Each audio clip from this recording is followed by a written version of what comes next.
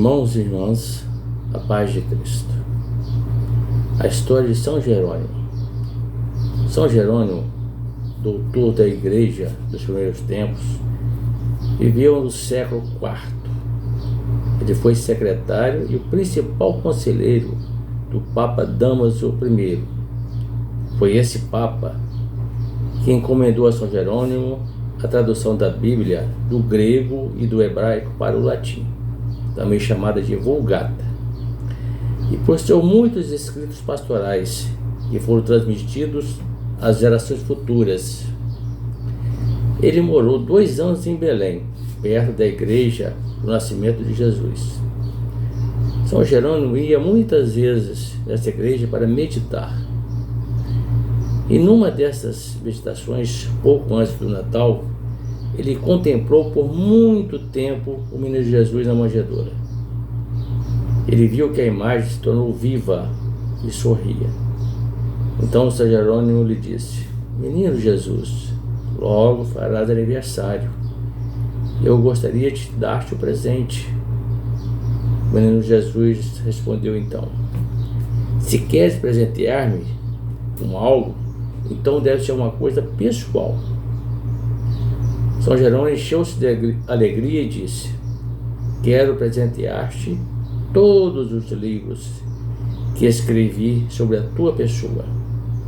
O menino Jesus respondeu: "Jerônimo, isto não é pessoal. De quem recebeste os pensamentos para escreveres tanto? Esses pensamentos te foram dados por meu pai." Jerônimo refletiu e reconheceu que era verdade. Depois de um tempo disse: "Então quero presentear-te minha alegria em poder visitar aqui." Mas Jesus disse: "A tua alegria é amor de meu Pai. Foi Ele que te deu a alegria e o amor." Como ainda não tivesse acertado, Jerônimo disse: "Então quero dar-te minha amabilidade para com os outros." Mas nem com isto o menino Jesus estava contente. Ele disse: "Ser amável é uma graça que meu Pai te concedeu. Nada disso quero receber de ti." Por fim, Jerônimo disse: "Menino Jesus, então vou presentear-te as minhas doenças e todas as dificuldades da minha vida." Ele olhou seriamente e respondeu: "Reflete se teus cuidados, doenças e sofrimentos não são permissões e disposições que te conduzem mais profundamente no amor e na bênção de meu Pai." E Jerônimo refletiu para acertar: "Se tudo isso é dom de Deus, o que me pertence pessoalmente, o que não pertence a Deus e aos outros?" De repente lembrou-se: sim, tenho uma vontade livre. Posso decidir livremente. Então ele me disse: "Presentei-o a minha liberdade." Mas o menino Jesus ainda não estava contente.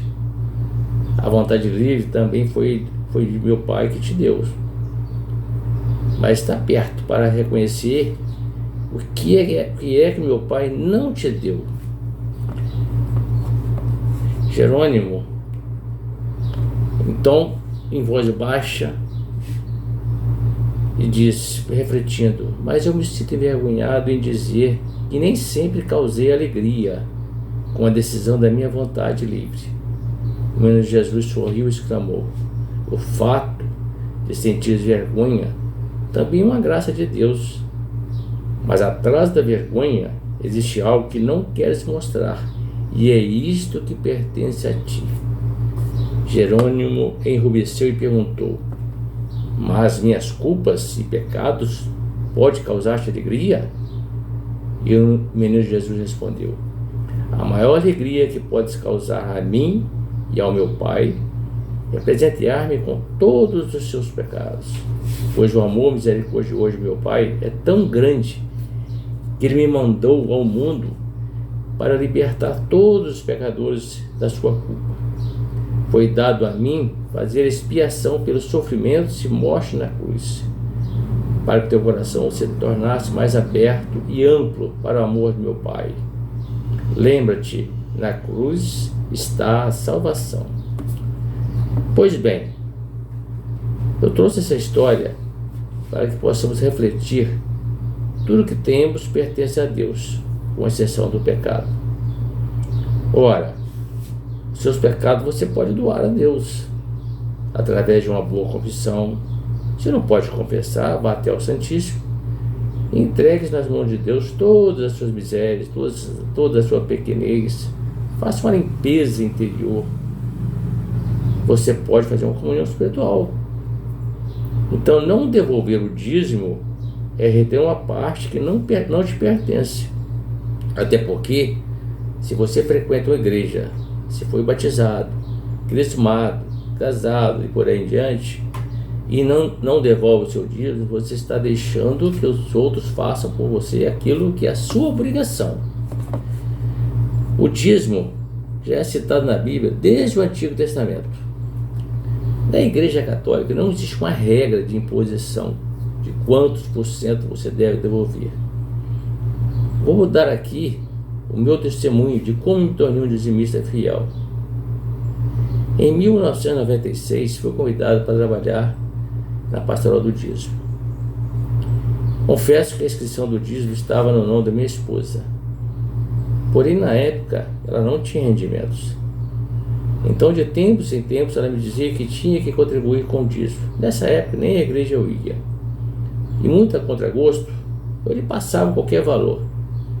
Até que a partir desse ano, fiz minha inscrição e comecei a devolver o dízimo. Da seguinte forma: comecei com 1%. Fiquei alguns meses com esse percentual. Quando senti que não estava me fazendo falta, fui aumentando gradativamente.